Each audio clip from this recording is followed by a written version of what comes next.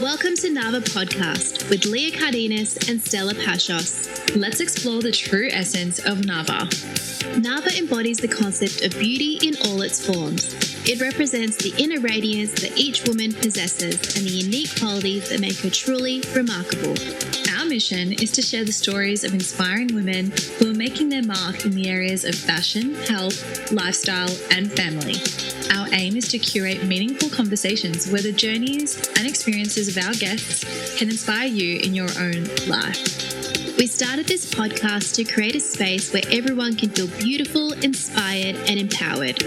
Nava is not just a podcast, it's a celebration of the incredible women who have shaped our lives and the countless others who are yet to share their stories. We can't wait for you to join us. In this episode, we talk with Alison, the creative force behind Alison Samantha Florals, a prominent wedding floral styling company based in Sydney. With a background deeply rooted in design and styling, Alison brings a unique touch of romance and meticulous attention to detail in every event she curates. Beyond her flourishing career, Alison is a devoted mother to 3 young girls, showcasing her remarkable balance between family and professional aspirations. Get ready to delve into her journey exploring the world of styling, design, and the beautiful artistry she brings to the wedding industry. Hello, everyone, and welcome to Nava Podcast. I'm Leah Cardenas, and as always, I'm with my co-host Stella. Hi, everyone. Today, we have the amazing Alison from Alison Samantha Florals. She's a prominent wedding floral styling company based in Sydney. With a background deeply rooted in design and styling, Alison brings a unique touch of romance and meticulous attention to detail to every event she curates. Hello, Alison, and welcome. Thank you. Hello. What a beautiful introduction. It's all true.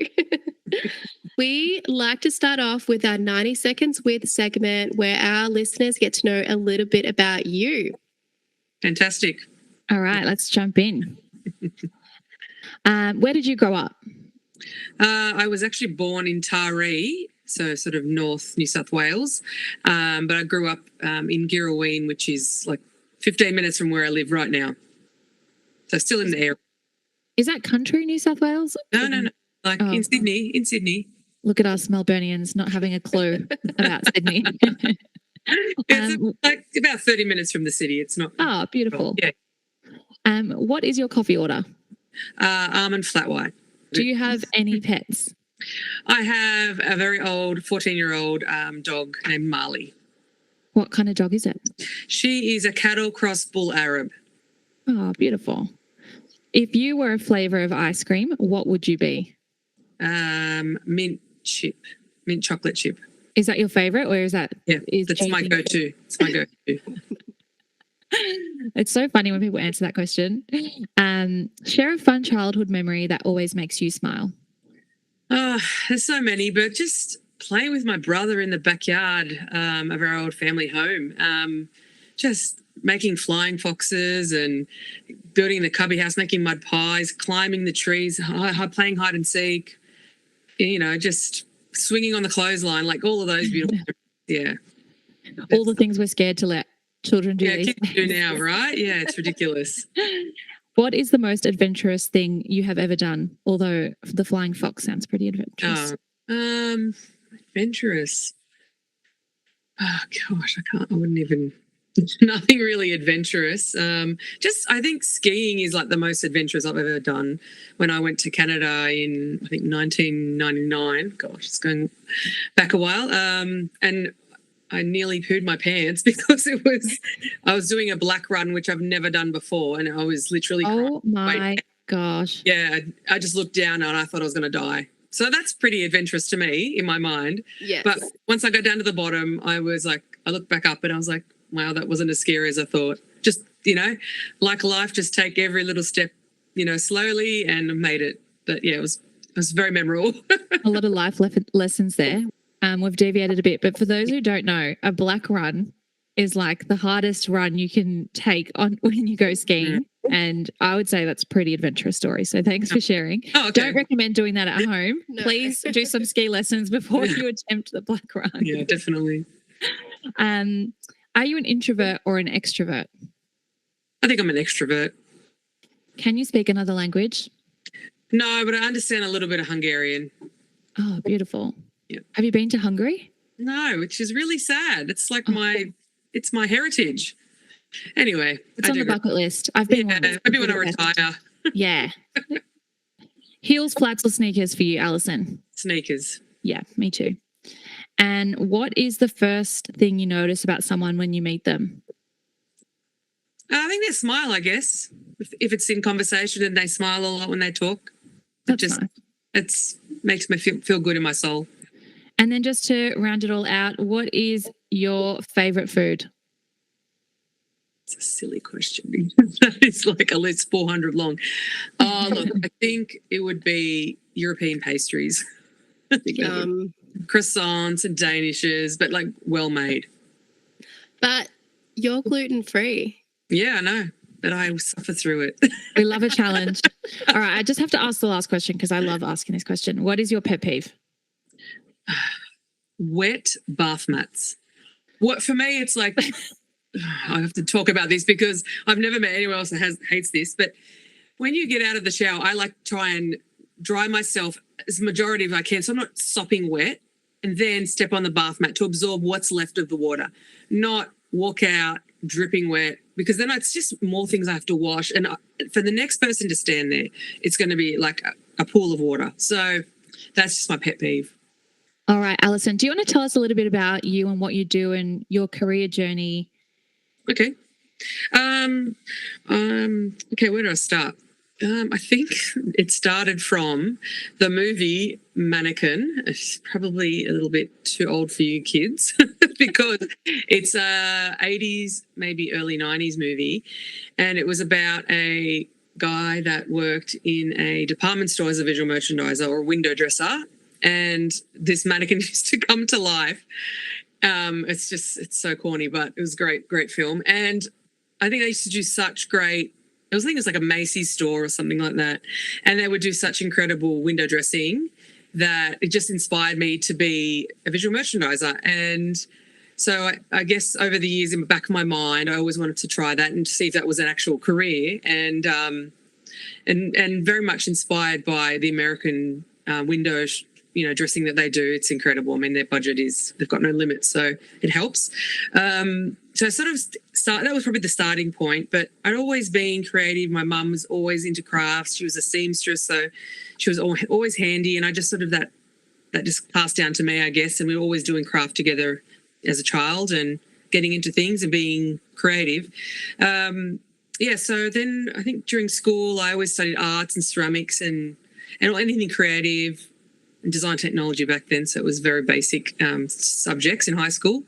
And then after high school, I was still a bit undecided what to do, but I decided to study a Diploma of Fine Arts at TAFE.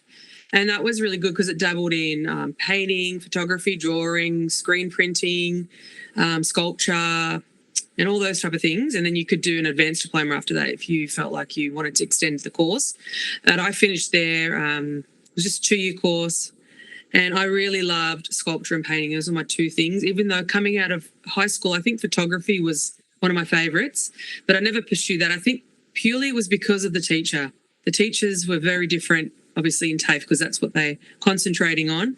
And that led me to, I guess that was where I sort of piqued the interest into floral design because it's very sculptural. You create a lot of beautiful things en masse and use unusual mechanics. I think that is half the journey that makes it exciting is how do I come up with the mechanics for this item to create this shape. And I think that's where the love stemmed from. And I actually wish now that I pursued sculpture back then, but I guess in a way this is very much sculptural what I'm doing now. And then I got just a job working in, back then it was Grace Brothers after I'd finished my diploma, and just worked, saved some money, did a bit of travelling. Not much though. I never got to Europe. That was my that's my bucket list, to do Europe one day. But I've been to Japan and just the local countries, New Zealand and Fiji. But Japan was with Seiko Watches, where I was a visual merchandiser for them. But I'm jumping ahead a bit. After I did the fine arts diploma, I then studied visual merchandising at TAFE in Sydney. And from there, I ended up getting a job with Witchery. And I think I worked with them just under a year. I really didn't enjoy it, but I wanted to work in Maya, or change to Maya while I was working at Witchery, so Grace Brothers / Maya. And they said I couldn't work for them unless I had experience as a visual merchandiser elsewhere. So they weren't going to give me a shot, but I was already employed there. So that was very heartbreaking. So I got the job at Witchery. So I left Grace Brothers, worked at Witchery for, say, 10, 11 months, and then they hired me right back. But it was great, Maya back then, but I changed back to Maya, sorry. And, yeah, they said that they'd have me on, and I ended up working in the men's department, which I disliked because I don't like particularly visual merchandising with fashion. It's always been about homewares, linen, like anything to do with linen and fabric. My first retail job was working at this tiny little Target in my local shopping centre, where you used to be able to cut the fabric. That's how old it was. Like, it was just, they used to sell fabric by the metre. It was ridiculous. So I'd always loved it, even from, that was in year 11, so 1997, so a long time ago. So from there, Wait, there are a few things I need to jump in and highlight so far. So firstly, the movie ad for Mannequin. So that's with, is it Samantha from Sex and the City? Was she the mannequin? I think she was, yeah. Yep. And the tagline is on the ad, "Some guys have all the luck. When she comes to life, anything can happen." I didn't even know that tagline. And then I didn't even know that Grace Brothers, sorry, ignore my ignorance, was the original Maya, or was bought by Maya. Mm-hmm. That's right. Yeah. So it was in New South Wales, it was always Grace Brothers. And then that year it changed to Maya. And I remember going outside of the store on my lunch break when I was working at Witchery, or the store I was at, and there was staff from Maya, like, outside crying, like in tears. It was just like the most surreal thing. I think because just the name change. They thought it's all going to go to, I don't know, fall apart. But, I mean, it was just the same. It hadn't changed. It was probably uncommon for that time. Well, it was such a huge deal for then. Well, they'd been employed for like 30, 40 years. Yeah. So I think it was a big change for them. But anyway, still the same. Sorry. Go on. So went back to Maya. I was only there 3 months, and it was funny because we were merchandising something on the homewares level, and because I was working in the city store, sorry. So that's like, I don't know how many levels, 6 levels. And most other Maya stores are only like 2, 3 levels. And I ran to the bathroom and came back, and I must have missed a communication between the visual merchandising manager and the visual merchandisers staff. And I went to drag this, because I said to the staff, "What are we doing?" They're like, "Oh, we're dragging this fixture over to here." And I'm like, okay, dragged it. And then the glass shattered into my ear, not in my ear, but across my face. And it severed, severed's a bit dramatic, but it cut my ear in the grizzle there, and this blood was just pouring out. So I'm getting to a point here. And so they had to patch me up at first aid, and then I went home, and the next day I came to work because I normally arrive very early when the nobody's around. It's just a couple of staff members just packing shelves and stuff. And I was complaining to one of the, so there was the visual merchandisers, which I was, and there was merchandisers who just filled the shelves. I was complaining to one of the merchandisers, and he says, asking me what happened, and I just said to him, "Oh, look, this is what happened. The fixture broke, shattered in my ear, and I'm a bit over it." Or I was just complaining in general because my ear was sore, and I go, I'd really want to get a job at Freedom. Like, Freedom's like my dream place to work. I want to work there as a visual merchandiser. And he's like, "Oh, that's so funny. My wife's a visual merchandise manager at Freedom." I'm like, "No way." And he goes, "And it's her birthday today. Let's give her a call." I'm like, "I don't know this woman." He goes, No, just call her. And he rings her from the landline there. and just puts her on the phone. And I'm like, it just put me on the spot completely. I was out of my comfort zone. But anyway, I chatted to her and she said, oh yeah, we're currently doing interviews. So, bring your portfolio and meet Natalie, the other visual merchandise manager. There was two of them that shared a territory. And we had a chat, and then I met them at they had a Sydney store back then, and met her for an interview. And she loved my portfolio. She saw all the stuff that I'd done with all my studies, like with photos of all the fine art stuff, all the visual merchandising experience I've had. And it was just funny that all that happened and unraveled. And then they had to go for a second interview. So it was a practical interview. So you had to go into their Moore Park store, which is their like A+ store, and you had to do a room set. So that was booked, I think, the week later after my first interview. And I left work and I was struggling with my bags and my portfolio and everything. And I dropped my mobile phone on the metal grate where the lift doors close, and it smashed the face of my phone, and I could not see anything. I couldn't take calls, couldn't make calls. I was absolutely so stressed. So I was like, all right, it doesn't matter. I'm just gonna leg it there, and I'll work it out. Like, I know where I'm driving to. So anyway, I got there. I got to my car because in the city, obviously can't park right in the middle of the city because it's so expensive. So I would walk down to Ultimo where the car park was cheaper, and then I would drive to the actual and I drove to the store. But I didn't know how bad the traffic was because there was an accident on Southern Cross Drive, and this road is always jam-packed. But it took me an hour to get there which is normally like 3 or 4 Ks away. It was absolutely ridiculous, and I couldn't make a call to tell them. So when I got there, they understood because I think everyone who was coming for interviews were late, but managed to do the room set interview, but only had, I think, 20 minutes to do it instead of an hour because of how everything was running behind. And they were happy. They employed me. So I got the job, which was amazing. But wow. It was such a stressful situation. As you were speaking, I was like, if you end up saying that you got this job, I'm going to be shocked because it sounds like all the odds were against you. Look, I think when I had the first interview, I really bonded well with that woman because she worked at Witchery as well, and she did not like working there. It was a very toxic environment. I'm not going to say that not to work there, but I love the brand. I love what they're about. The product is beautiful. I still have clothes from when I was working there. Like, it's lasted so long. Just beautiful products.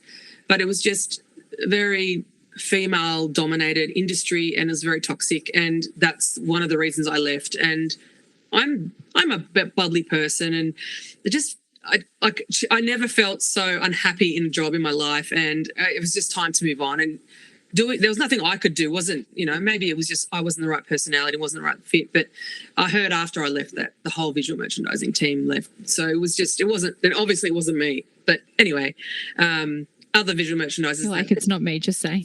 Yeah, that's it. I think it's interesting because I came from working in a very male-dominated industry, and I was like, there needs to be more females.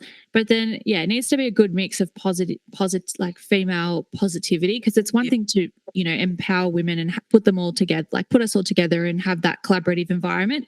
But if we don't genuinely want the best for our colleagues and our peers, and like putting any group of people together, it can turn the other way. So, it's interesting.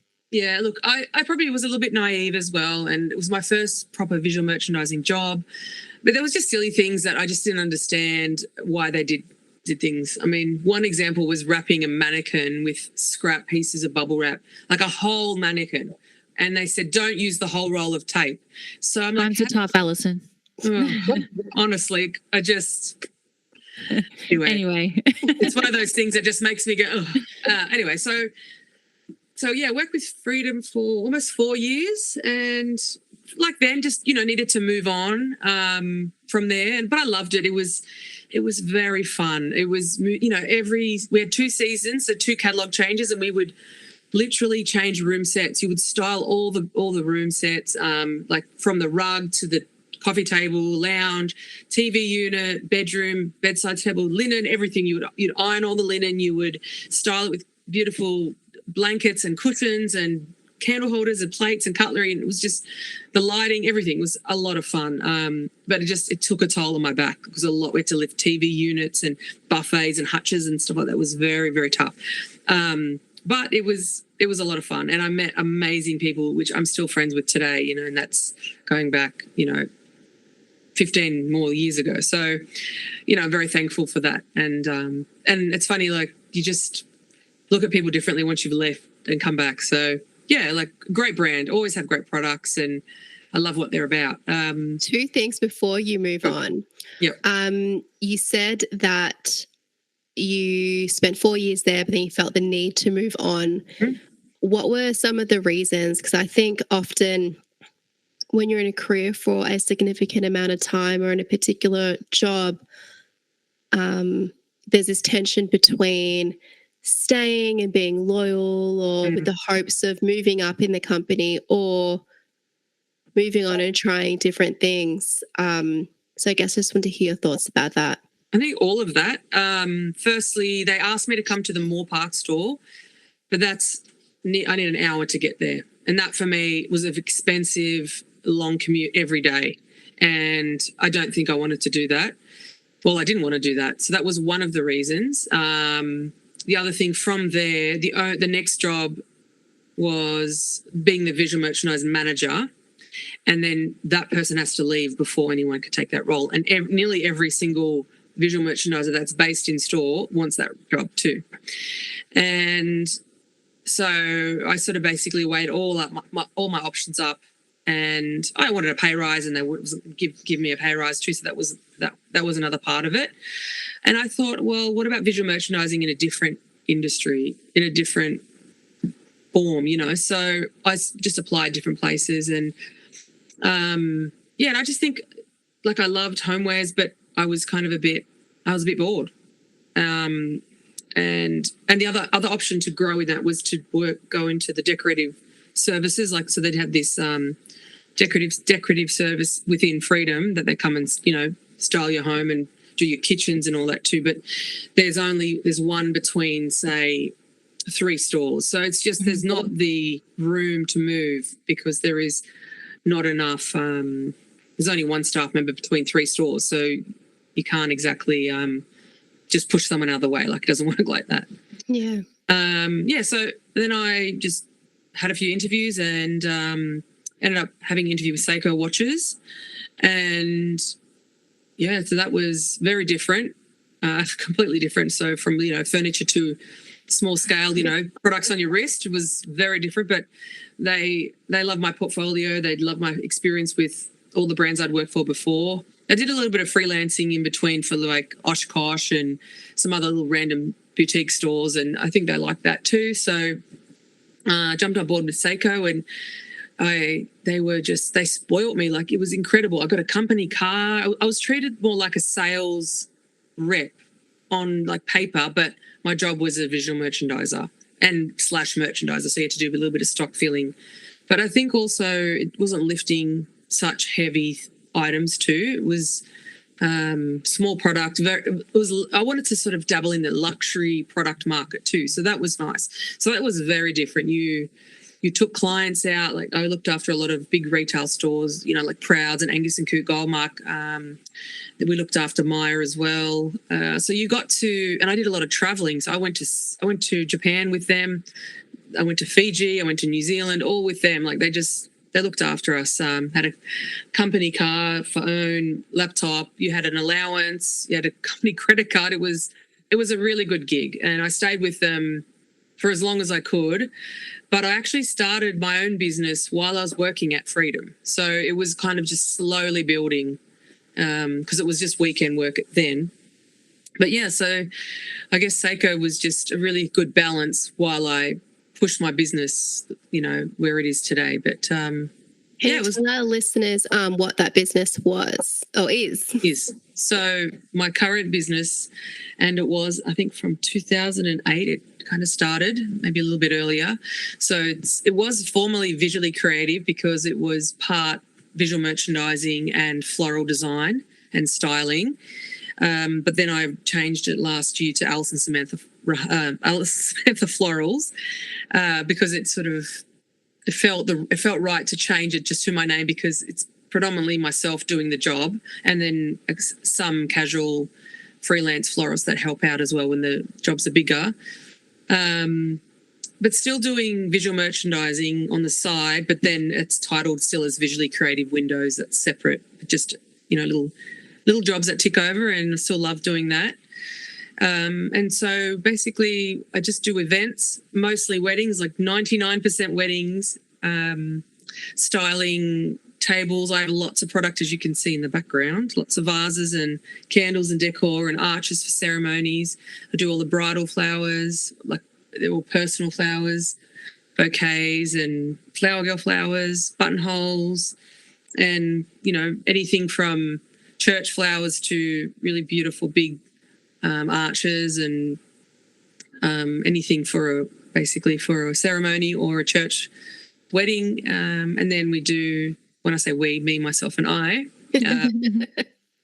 centerpieces, bridal table styling. We do a little bit of linen, just kind of small accent details that just elevate the wedding, and a little bit of backdrops, just a lot of stuff. Actually, Sam and I, my husband, has helped me build over the years too. So he's a little, like in the beginning, he was an integral part of the business, and then since then he's stepped back because he looks after the kids now. So, and then back in the day when I first started Floral, freelance florists weren't a thing. It was like, oh, the enemy. But now everyone helps each other out, which is, it's amazing community now. So that's changed a lot. But and so I'm still enjoying that. So that's a bit of what I do in a nutshell. How would you describe your signature style? Fine art floristry. So a little bit whimsical, delicate, soft, very feminine. Though I think a lot of people knowing me look at me and go, oh, that doesn't marry up. Your personality with that style. I don't know. I just love European things, and I find like I'm very nostalgic. So I like referring to my past and European heritage, and I've collected things for so many years. Like this is just a snippet of the things I have. This is the more popular items, but I have so many things at my mum's house and my grandmother's house, and just collecting little trinkets and things that would style beautifully with, that particular person's story, that client's story. And normally I try and include products or things that, when I hear a client's story, we try and find beautiful little things that would marry with their personalities and their story. So all those little details are really important. Yeah. That's beautiful. It sounds like, when you come from that place of your own nostalgia and love, and your passions and your inspiration comes from your heritage, all the things that are true and authentic to you, it just organically creates a really beautiful product for your clients, which is really special. We'll be back after a short break. If you haven't already heard of Strider, they are the revolutionary insoles featured in this season's Shark Tank. Strider is the home of happy feet. Their mission is to empower you to move at your best, pain-free. To help you take charge of your life and health from the feet up, Strider are offering Nava listeners an exclusive 10% off with code NAVA. That's Nava at checkout. Now let's get back to the conversation. Stemming from what you were saying about finding bits and pieces about your client's story, how do you go about conceptualizing the vision for the wedding or the event? So we start off with a phone consultation, and we just walk through who they are, what they do for a living, how they met, what their childhood was like, what's kind of like the questions you're asking me. You just sort of speak to their heart and all the lovely little things that have sort of been embossed in their memory, and little things that I pick up. I just take notes and what's special for them. I mean, not every client's like that, but majority of clients have a little story to tell, and it's retold through maybe the food or the flowers or little details on the table on the day or at the ceremony. But we normally just go through like a really beautiful talk. It's normally about an hour on the phone, and then it's up to the client, but generally they don't need to meet me face to face because they're just so busy. I mean, everyone is. It's the norm these days. I mean, I can't remember the last time I had a client consultation. But how good is online? You can Oh, squeeze it in between babies going to sleep, having lunch, putting the washing on. It's so convenient. Yeah, it is really good. I think lockdown had a lot to do with that. But even before that, it was just out of convenience, to do that. For everyone, for the client, for you running your own business as well. Yeah, to save on commuting, as you would know in your career, you would have done that a lot.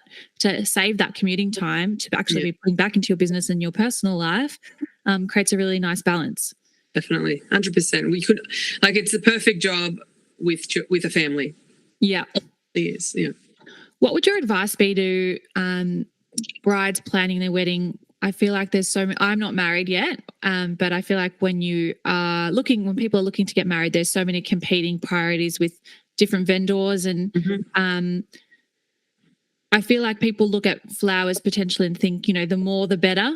More simple might just dismiss flowers altogether. It doesn't really need to be that option. Like there's so many other ways to be creative and express yourself through floristry. And it doesn't have to be that, I guess, very popular theme of more is more and more is best. Yeah, definitely. You're right. You're absolutely right. And sometimes I like a simple wedding. Sometimes we use minimal flowers and we might use fruit or stone or candles or ribbon or fabric. There's just so many elements that you can use to create drama and mood without, spending a lot on flowers. I mean, yes, flowers are expensive and there's a lot of labouring cost involved, but there's still labouring cost with everything else that you do as well. I mean, you don't have to have flowers at your wedding. You don't have to make it decorative at all if you don't want to. It's up to the individual couples how they feel works for them and what their budget, but their budget is. I mean, I don't expect everyone to have flowers. I think it's definitely a luxury item. It's not something you can. I mean, growing up, we never bought bunches of flowers every week or every month, for friends or family. It's definitely luxury.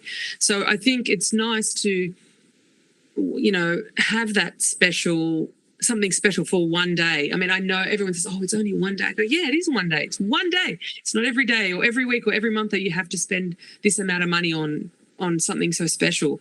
And that it is special, and it's once you want it to be memorable and it's photographed. And I think that's really important to put that on a pedestal because you don't get to do that again. It's a very special moment, when two people love each other so much.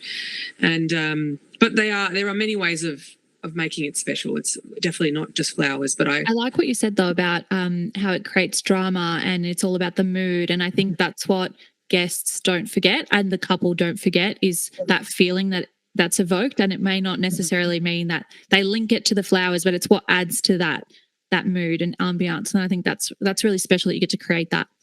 It's actually all the senses, and I think that's what appeals to me the most. It's art, it's sight, it's sound as well. It's textural, it's fragrant, it's everything, and it's also like you're saying, it evokes something when you visualize it. So for me, it's all of those things. It's not just it's a bunch of flowers. It's so much more than that, and that's I think another reason why I just love it so much. It's like for me, it's the paint. It's the paint on my paintbrush. That's what it is, and I'm creating a masterpiece. That's how I always feel about when I create something. Yeah, as an interior architect, I definitely relate to that. For me, space is so important, and I often can't get things done if my space isn't clear. And like for me, I'm the type of person that I can't go to sleep if the kitchen isn't clean. Same. Oh, that's the But worst. like for my mind to work at its capacity, it's really important for me to consider my environment and feel through all my senses comfortable. It's amazing how your visual and where you are makes such an impact on how you feel. But I guess linking to that, what I wanted to discuss with you was, as a creative and someone who does freelance, how difficult did you find it to market yourself and also, I guess, navigate how much you plan on charging. I find as a creative, it's really difficult to put a price on your time, and whether or not you go down the path of cost per hour or is a lump sum. Yeah, I think for people wanting to start their own businesses, that's a really hard area to navigate and find the best fit. Yeah, that's the hardest thing, and just managing a business financially, just all the ins and outs of a business. Look, to be honest, if you're going to start from the beginning, I recommend doing a not necessarily a course. You don't need to go to TAFE or you don't even have to go to Pearson's. I didn't.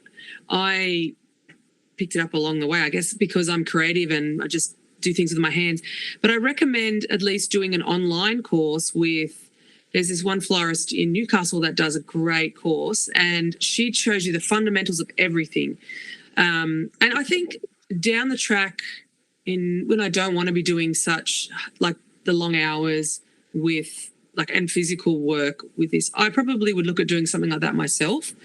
But I think it's good to do a bit of work experience and then just do a few weeks. And when I say a few weeks, like just every now and again, like do one day work with a different florist, and then you can sort of get the feel for your style and your vibe. And then it's also going back on brides. Like when you find a client, a florist, you might not vibe with them. I think it's so important. Money is one thing, but you need to connect with the florist that you're working with. It's not about, every florist can do everything, because they can't. Yes, we can do all different styles, but it's like a florist. Like not all floral designers can do everyone else's style. So as a floral designer, I can't do everyone's style. I can do probably 80% of the different styles, but it's definitely something that as an upcoming florist is to try and work for different people and get work experience and just start at a base rate. I know the hourly rate probably sucks, but you'll get there with hard work. And I think most floral designers, they work hard, they hustle, and that is what we like to have freelancers. We like people who can hustle. That is really important. You've got to think on your feet, because when we're in a hurry, we've got to bump in a wedding and we've got an hour, which is so ridiculous when you think you've got to set up tables and ceiling installations and a bridal table. It's insane. You have to have a lot of staff, a lot of money to do it, and you've got to just work on a really tight schedule. But we always pull it off. We always create amazing work in such a short amount of time. So having a really strong work ethic is very important. And you're just getting out there and just asking people for work experience. I think that's where you should start. I think that's an interesting point, because when we think of work experience, we just sometimes think that that's limited to, us trying to select a career in high school, but it doesn't have to be that. No. So if any of us really want a career change or a career shift, going and getting some experience in a store or any type of environment shouldn't feel out of reach or no, it shouldn't. Yeah. Look, it just depends on the the type of work that you're looking for. But look, I've worked for very many different florists, small florists to really big teams, and they'll always give you a go as long as you can prove that you can, show that you work hard and listen and basically do as you're told. Like, it's common sense, really. Otherwise, you won't be employable later. They won't fight you back. Just get the groundwork in, because it'll be worth it later. But I love what you said as well about showcasing each florist's unique style. I think it's the same, Leah, you'll relate to architects as well. Like when people go to architects, it's for their unique style that's right. Beautiful for them, and that's what they're expressing and what you're paying for. And it's the same with floristry, that may be an oversight by some. They just think, you're getting your bouquet of flowers and you just want roses or whatever. And it's like, no, you're actually paying for your creative mind and your experience in that. That's right. Beautiful expression of that. Time. Like on a normal day, like this morning I went to flower markets because I've got 2 shoots this week, and you have to know, it's so intricate. you need to know how long the flowers take to open up, because I could go Friday, which would be ideal, but then there's certain flowers that won't open up in time. So you've got to plan that, and that only comes down from experience. A lot of the times I would also recommend is people who are inexperienced, go to the markets different days of the week, introduce yourself to the growers, go to the farms, make contact with them, buy stuff, see how it lasts out of water, in water, document how long it lasts. Like, there's all these type of things that you don't think about when you buy flowers. Like, so this morning I woke up at 4 a.m. Luckily there's no feeding at night for any of my babies, which is great. So I don't have to breastfeed before I go. So that means I could wake up a bit later at 4 a.m. I, get up, wash my face, get ready, drive to the markets. You have to actually to get into the market parking, there's two different things in Sydney. You can have a market pass, which I borrowed from a friend of mine who lives locally, which is $500 a quarter, or you have to pay $10 entry every time you go in, and you can park on this big roof, like 3-level parking, but that's so far away. So when you want to lug your flowers, it's a pain. So luckily I have the pass and I'm right near the door. So that's like all of those things you wouldn't know. After your freedom interview, you're like, I'm never parking far again. Right to the door, please. Yeah. But that's a little bit different. But yeah, so there's that. And then so you've got to run around the markets. I didn't order anything this time because there were two small jobs. So I had to sort of be back and forwards with growers. I come back home through the peak hour traffic. I have to be home before 6:30 so my husband can leave for work. We got to check the babies aren't crying at home. So like check in, put my ear in the door, nobody's crying. So I run back into my studio, prepping all the flowers, cutting them, stripping all the greenery off, putting them in the fridge because it's 34 degrees today here. I don't really use the fridge that much, but on those really stifling hot days, you need that fridge going. And then sweep up, clean up, and then it's 7:30. I got to get the kids out of bed and make breakfast, prepare school lunch, get them changed. I'm stressed out listening to this.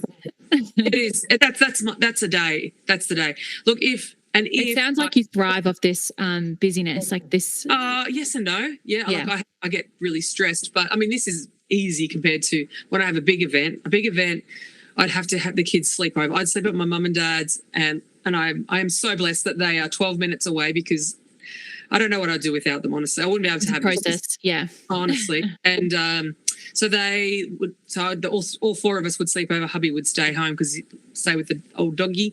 And I would sleep over and go to the market from there. And then they would have to take the kids to school. And I'd swap cars. I'd have to leave my Santa Fe there with all the baby seats. And then I would have to bring the van there too so I could go. So it's just it all happens on event days. Yeah. So, and that's if I do a big job, and then I'd have staff meet me at 8:00 at my studio, and then they would help me prep and get through all the products, and then we would plan what we're doing for the day. And because most jobs we build, like, to be honest, I try and build everything I can off site before we go, because I don't want to be on site because it's hot. It could be windy. There's too many variables, it seems. So many variables, and it's very stressful. And there's always a hiccup. Every wedding I've done, there's always one hiccup. No matter what it is a hiccup. So you've got to be prepared for everything. Like we're MacGyver. That's what we are. In a nutshell. Honestly, it's just crazy the things that we've had to overcome because of problems and things have fallen or broken, or somebody's lost something, or this person didn't turn up, so we've got to do this, and there's change of plans. And honestly, it's just a lot of juggling. I'm a clown. I think that links really well into our NAVA acronym and the first one for navigate. But for those who don't know, NAVA represents the core values we explore in our podcast, and each letter of NAVA represents and stands for an aspect of personal and professional growth. So N is navigate, and it's can you share a technique on how you stay organized? Okay. Probably prep, just being organized. And my husband always helps me with that. And he's a blessing because he's a super organized person. So just meal prep, prepping the kids' uniforms, clothes, just food, snacks for the staff when they work here with me. It's just being organised with everything and writing lists, making every communication clear with the whole family, putting it in a calendar, telling everybody where I'm going, sharing the link so everyone's invited to the calendar. So all of those little things just make it really cohesive. So it sounds like clear communication and prepping beforehand what can be prepped. Yep, as much as you can. Yep. Yeah. My old manager used to say, always prepare, and when you think you've prepared, prepare again. That's so accurate. The next one is Aspire. Are there particular role models or sources of inspiration that have helped you to get to where you are today? Yes. Other florists, I guess, you just aspire to be like them. Just see how they're just so creative, and the ideas they come up with, it just inspires me to try and be better. There's actually a photography friend who I'm like, our friendship is just the most amazing thing. And we met through a wedding supplier, like community meet greet. And I basically, like, we do everything together in terms of like wedding and events and photo shoots. She does these incredible portrait photos, and she always asks me to do some form of prop or styling. And I'm always there for her, and she's always there for me. And she's recently photographed some amazing portraits of our family and my mum and dad 2 weeks ago. So I look forward to sharing those with you guys. But she makes me dream big, and I love that. So a lot of ideas brewing around in this whole brain. So yeah, she's definitely a good inspiration. Beautiful. And I aspire to be aspire to dream as big as she does. Do you want to give her a shout out? Yes, Amelia Sojijono Photography. She's one incredible woman. Just I have such huge love for her. I love women championing women. Yes, it's so nice. Yeah. V is for value. Can you share a practice or routine that you find valuable for maintaining your well-being? Oh, I don't do anything good for myself. I'm very naughty. And that's actually one thing I'm planning on doing next year. I want to try and do Pilates next year, reformer Pilates with another floral friend, just to bring back my core and my health and my strength. I used to be so fit before children, and I've really neglected that. Just eating well, like good food, cooking really good food. I think that's because I think if you're not eating well, you are not feeling well, not sleeping well. And I think that's just something definitely, and having peace in your mind, walking and just having like good music to make you focus and just feel good inside. I find every time I listen to good music, whether it's with the kids or with friends or working, I'm always feeling really good inside. It just always puts a smile on my face. So I don't know if that's a little bit off topic. No. No, it's all relevant. And the last one is achieve. So based on your own experiences, what practical steps or strategies would you have for our audience in, I guess, starting anything or taking that next career move or any leap of faith? I think just ask and try. That is the two things I think I wish I did more of when I was starting out in my career. I only started because someone asked me if I could do their wedding. And I just thought that was the funniest thing. But now look at my history. Like, I'm doing it as it's permanent. Ask people, about their experiences, and I guess ask if you could try working with them. I think it doesn't matter what the career is, just, there's nothing wrong with dabbling in something, and you might not like it, but it could be your next career change. You never know. You don't know what the future holds for you, and who you meet and how they could inspire you to dream really big. So I think it's really good to ask for help and ask to try something new. Yeah, beautiful. I've loved listening to your career journey, from those frantic interviews, and just, I think the beautiful thing that I've seen come out is your very genuine personality, and that's always gotten you to meeting that next person, to being so open-minded to see where that next opportunity will arise, and you've just kind of followed the road to see where it leads you, and it's, look what you've created now, a beautiful business you've been developing on the side over the years, and now just running the show. So it's really been a pleasure, and so beautiful to listen to, and I'm feeling inspired myself, and I'm sure our listeners will also take a lot away from this. like when you hear it repeated back to you, you're just like, oh yeah, I've done this and I've done that. And it is inspiring to listen to what, everyone's achieved. And yeah, thanks for having me. That's a wrap for this episode. If you enjoyed this conversation, please subscribe, rate, and leave a review. And remember, you can always find more episodes and updates on our website and social media page. You can find us on Instagram at nava.podcast. Until next time, keep chasing your dreams and making your mark on the world.